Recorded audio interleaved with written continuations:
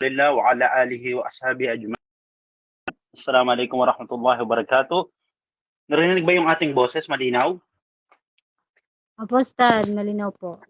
طيب إن الحمد لله نحمده ونستعينه ونستغفره ونعوذ بالله من شرور أنفسنا ومن سيئات أعمالنا من يهده الله فلا مضل له ومن يضلل فلا هادي له أشهد أن لا إله إلا الله وحده لا شريك له وأشهد أن محمدا عبده ورسوله صلى الله عليه وعلى آله وأصحابه ومن تبعهم بإحسان إلى يوم الدين أما بعد. أوصيكم بنفسي بتقوى الله عز وجل كما قال تعالى في التنزيل يا أيها الذين آمنوا اتقوا الله حق تقاته ولا تموتن إلا وأنتم مسلمون. قال الله تعالى أيضا يا أيها الناس اتقوا ربكم الذي خلقكم من نفس واحدة خلق منها زوجها وبث منهما رجالا كثيرا ونساء واتقوا الله الذي تساءلون به والأرحام إن الله كان عليكم رقيبا. قال الله تعالى يا أيها الذين آمنوا اتقوا الله وقولوا قولا سديدا يصلح لكم أعمالكم ويغفر لكم ذنوبكم ومن يطع الله ورسوله فقد فاز فوزا عظيما. أما بعد قال رسول الله صلى الله عليه وسلم وأصدق الحديث كتاب الله وخير الهدي هدي محمد صلى الله عليه وسلم وشر الأمور محدثاتها وكل محدثة بدعة وكل بدعة دلالة وكل دلالة في النار. Bago lahat tayo muli ay dumakila at magluwalhati kay Allah subhanahu wa ta'ala. Sa kanyang ngalan dito tayo nagsisimula at tayo nagbibigay pugay sa kanyang huling sugo na si Muhammad sallallahu alaihi wasallam, sa kanyang kapamilya, sa kanyang kapanalig, at sino man ang nagsisunod sa kanya at magsisunod pa hanggang sa huling araw. Hinahabilinan ko ang sarili ko at kayo na tayo ay matakot kay Allah subhanahu wa ta'ala at huwag tayong pumayag na tayo abutan ng kamatayan maliban na lamang na tayo Muslim na. Sinabi pa ni Allah sa Quran, sa pinababang aklat ng Tanzil, o kayong mga tao, katakutan nyo ang inyong Panginoon na siyang lumalang sa inyo mula sa isang tao na si Adan, at pagkatapos ay nilalang niya ang asawa nito mula kay Adan. At pagkatapos ay pinalabas niya Allah ang maraming kalalakihan at kababaihan dito sa kalupaan na siyang naging bahagi ng populasyong ito na lumalakad ngayon sa ibabaw ng mundo. Sinabi ni Allah subhanahu wa ta'ala, katakutan natin si Allah at huwag tayong magputol ng ating ugnayan sa ating sinapupunan. Dito tayo binabalaan ni Allah na huwag tayo magputol ng ating ugnayan sa ating mga magulang at ganoon din sa ating kamag-anak. Sinabi pa ni Allah subhanahu wa ta'ala, o kayong mga mananampalataya, katakutan anya ninyo si Allah subhanahu wa ta'ala at tayo magsabi ng pawang katotohanan at makatwiran. Sa versikulong ito, tayo nautusan ni Allah na tayo umiwas sa kasinungalingan. Sino man ang magiging makatotohanan kay Allah at sa kanyang sugo ay makakamtan ng gantimpalang dakila at pagkatapos. Sinabi ni Propeta Muhammad sallallahu alaihi wasallam, ang pinakamainam na salita ay ang aklat ni Allah at ang pinakamainam na gabay ang gabay ng Propeta Muhammad sallallahu alaihi wasallam. Tunay po ang pinakamalalang bagay sa buhay na ito ay mula sa sabi-sabi at lahat ng sabi-sabi ay imbento at lahat ng imbento ay kaligawan at lahat ng mga ligaw ay ihulog ni Allah sa apoy ng impyerno nawa ay ilayo tayo ni Allah patungkol dito. Tunay po, maraming mga tao ang nagtatanong na bakit daw nilalang ni Allah ang ating buhay dito sa mundo. Samantalang ating daw mga ninuno na tao na si Adan at Eva o si Adam at Hawa ay dumanas daw ng buhay sa paraiso o Jannah na kung saan sila walang paghihirap at puro lamang sarap. Ang kimpa ng marami sa atin, kung hindi lang daw anya sumuway ang ating mga ninunong tao, ay marahil baka sana nasa loob pa rin tayo ng paraiso at nagpapakasarap.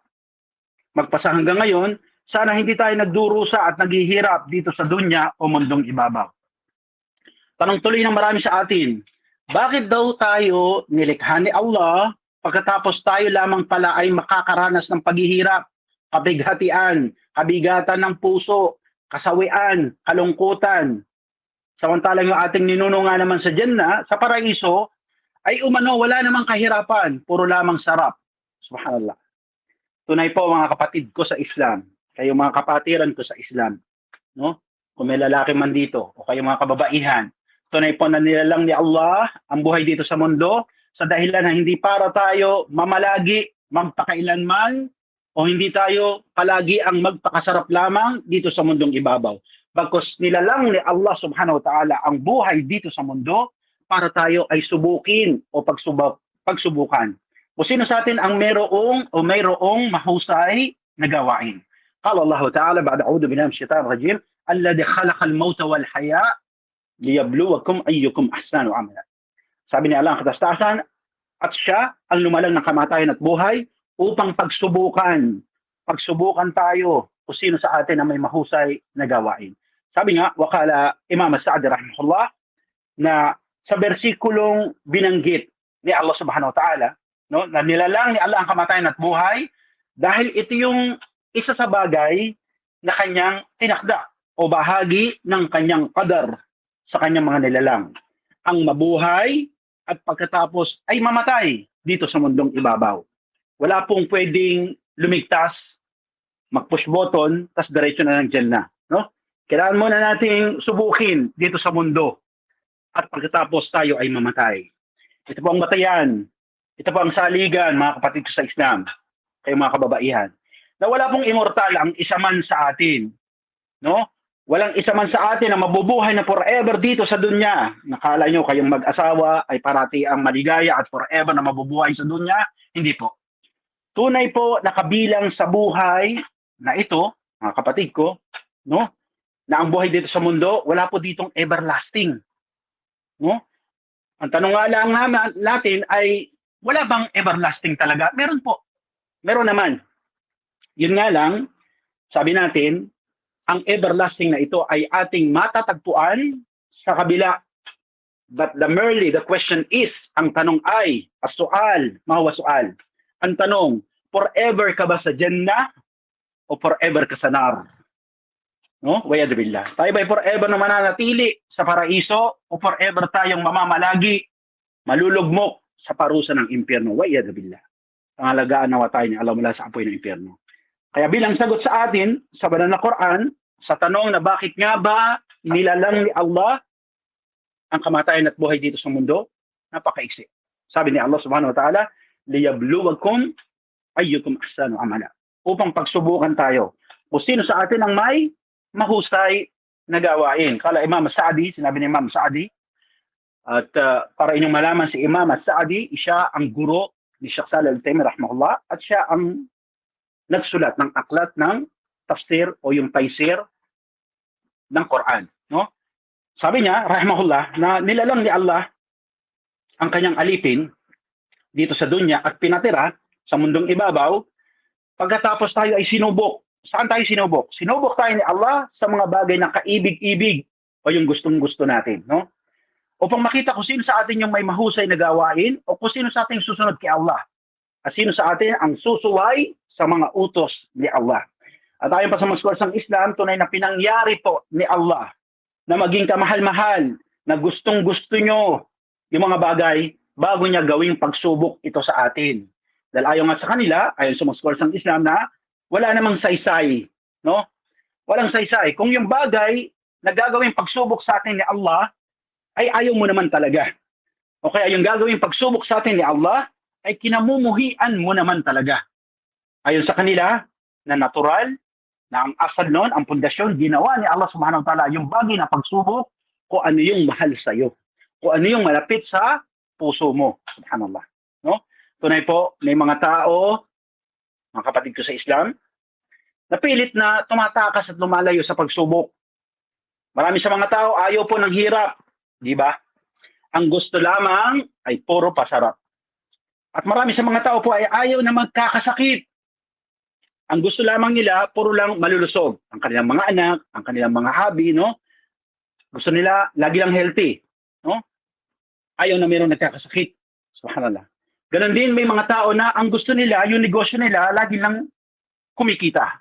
Lagi lang lumalago para malaki daw ang profit o kita ng kanyang negosyo. Na kung saan, para siya yumaman at mabili niya ang lahat ng kanyang gusto sa buhay at ganoon din ang lahat ng layaw o luho ng kanyang mga anak o miyembro ng pamilya.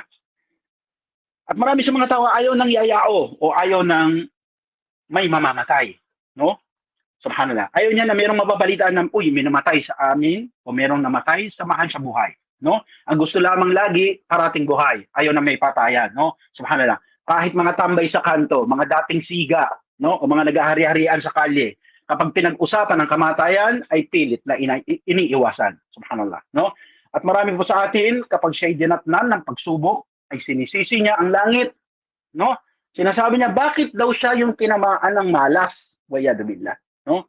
May iba pa sa atin, kapag siya'y dinatnan ng pagsubok, sinisisi niya yung kapwa niya tao, no? Kasi ito si sister, no?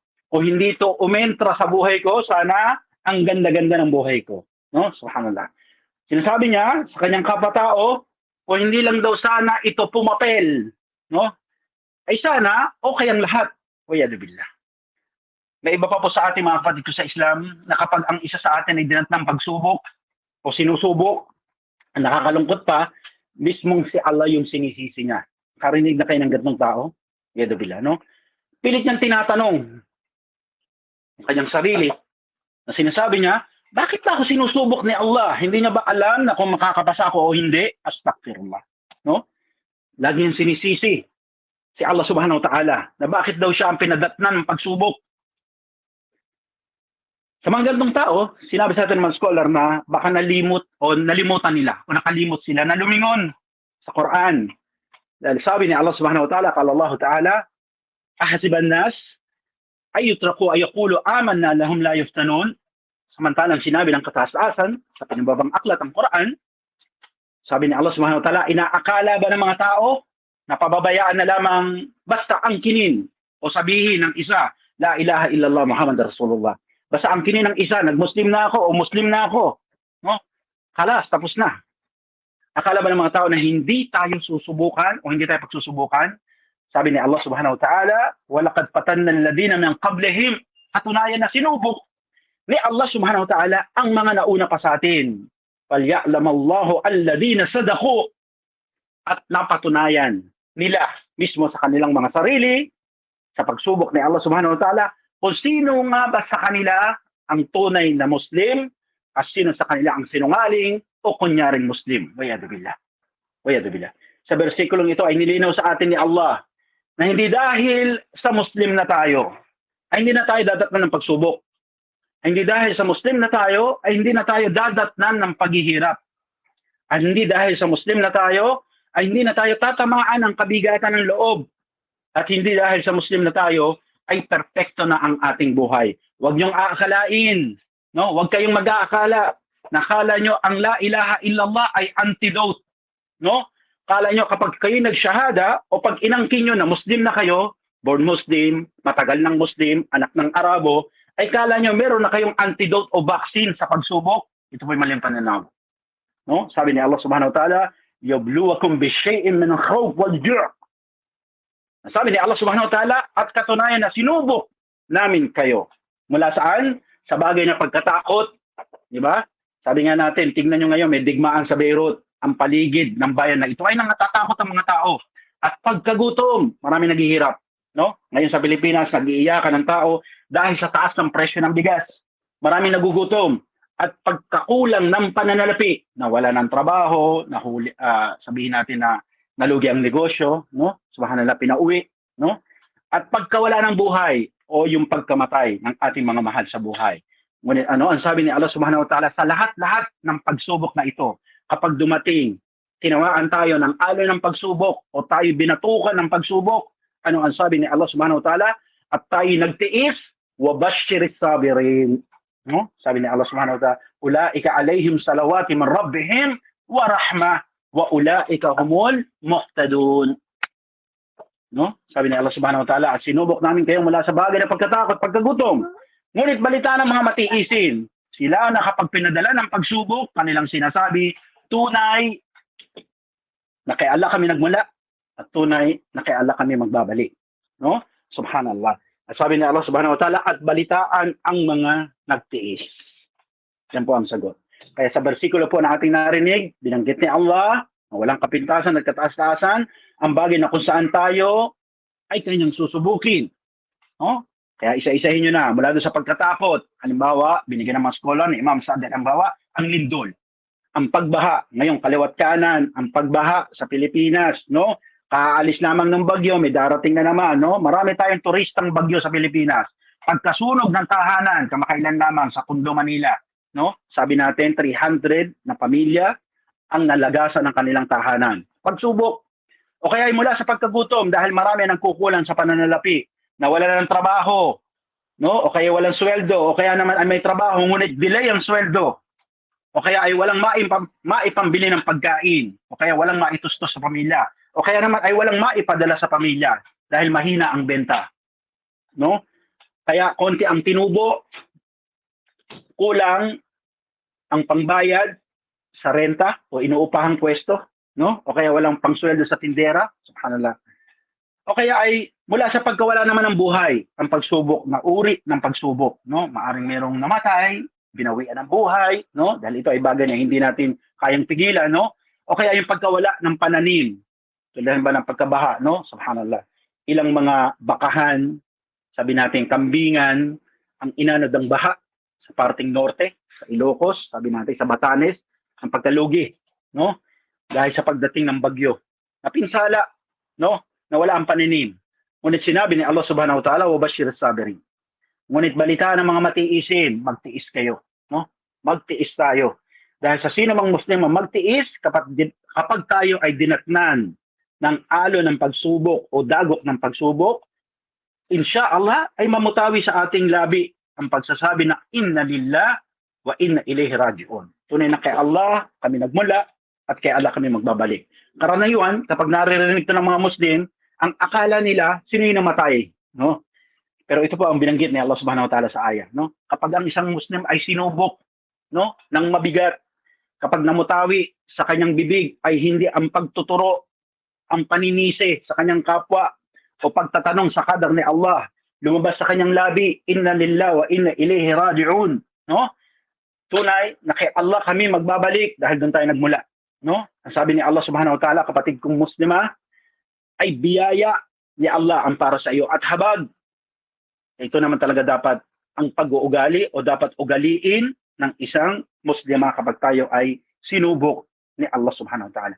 At ayon pa sa mga ulama o scholars ng Islam, sa pagsubok po, no, na pinadala ni Allah, ay dito naghihiwalay ang mga mu'min o tunay na niniwala at ang mga kafir walang paniniwala. Sa pagsubok po na pinadala ni Allah subhanahu wa ta'ala, dito natin nauuri sino ba yung Muslima at wakira Muslima. O sino yung tunay ngang yumakap sa Islam at sinasabuhay din, at sino man yung nag-Muslim dahil in a sense na kailangan lang, no? Kapag dinatnan ka ng pagsubok, dito mo nauuri, no? Dito mahihiwalay kung sino yung tunay na ginto at peking ginto. Kaya sabi natin na ikaw na Muslima, maaring hindi natin gusto o ayaw mo, no? Yung mga pagsubok na pinapadala sa atin ni Allah subhanahu wa ta'ala, ikaw na Muslima, maaring hindi mo gusto o hindi mo ibig, yung paghihirap o kabigatan ng loob na iyong nararamdaman at dinadanas, ikaw na Muslima, maaring hindi mo gusto o ibig yung pagkawala ng ating trabaho, tumakas sa amo, nawala ng trabaho, no? O ikaw na Muslima, maaring hindi mo gusto o ayaw mo yung pagkalugi ng iyong negosyo. O ikaw na Muslima, maaring hindi mo ibig na kung saan, sabi natin sa ating pagtitinda, paalala sa sarili una, na matumal yung ating benta. O walang bumibili sa iyong paninda dahil bunga ng sama ng panahon, panayang ulan. Tignan natin yung sinabi ni Allah subhanahu wa ta'ala, no? Subhanallah. Qala Allah ta'ala, paalala sa sarili bago sa inyo, sinabi ni Allah subhanahu wa ta'ala, wa asa an takrahu shay'an wa huwa khairun lakum. Samantalang sinabi ni Allah subhanahu wa ta'ala, at maaaring meron tayong bagay na kinamumuhian, meron tayong bagay na kinaayawan, no? Yung pala, yung bagay na yon na ayaw mo, na kinagagalit mo, kinamumuhi mo, na ayaw mo, ay mabuti para pala sa iyo, no? Yung pala, yun yung mabuti. Tinatanggihan mo, inaayawan mo, yung pala ang mabuti para sa iyo. Wa asaan tuhibbu shay'an wa huwa sharrun lakum. At sabi ni Allah subhanahu wa ta'ala, meron naman tayong bagay na gustong-gusto mo, hindi naman mapunta sa iyo, no? Gustong-gusto mo, hindi naman mapunta sa iyo, no? Gusto mo pero hindi naman napupunta sa iyo. Ano ang sabi ni Allah subhanahu wa ta'ala? Wa sharrun lakum. Maaring ito yung bagay na ikasasama mo o masama para sa iyo. Kaya hindi ito binibigay ni Allah sa iyo dahil yun ay tanda ng kanyang habag at pagmamahal sa kanyang alipin. No, gustong-gusto mo, hindi mapunta sa iyo. Yung pala masama yun para sa iyo. At sabi ni Allah subhanahu wa ta'ala, wallahu ya'lamun wa antum la ta'lamun. At si Allah mas nakakalam at kayo wala kayong alam. Subhanallah. Kaya tigil na yung paninisi. Tigil na yung pag-question sa qadar ni Allah. Huwag nang magturo. No? Tingnan natin yung ating sarili. No? Tandaan mo, kapatid kong Muslima, hindi lahat ng gusto mo ay para sa iyo. Hindi lahat ng gusto mo o inaakala mong mabuti ay para sa iyo. No? Hindi lahat ng gusto mo ay tama sa Islam. Dahil dito sinabi ni Allah Subhanahu wa Ta'ala, wallahu ya'lamun wa antum la ta'lamun. Kasi hindi mo alam eh. Hindi natin alam. Kasi Allah mas nakakaalam, no? Subhanallah. Kaya ano ba ang kaalaman ng Muslim? O sabihin natin ng Muslima, sa bagay ng kaalaman ni Allah Subhanahu wa Ta'ala. Subhanallah, no? Kaya mga kapatid ko sa Islam, kumuha tayo ng aral sa winika ni Allah Subhanahu wa Ta'ala. At masyadong gumagabi, lumalalim ang gabi, ayaw natin pagkahabaan, mahaba pa ang usapan ng patungkol ng buhay sa mundo o pagsubok sa buhay sa mundo. Inshallah, ibalik natin ang mikropono sa admin, naway kapulutan ng aral ang ating mumunting binahagi sa gabing ito. Ito ay paalala una sa aking sarili at ganoon din sa aking pamilya at ganoon din sa inyong lahat. No? Nawa ay kapulutan to ng aral inshallah. Doon pa lang tayo ng Allah Subhanahu wa Ta'ala sa ating maliit na ibinahagi. Back to your admin. Kung sino ang merong gusto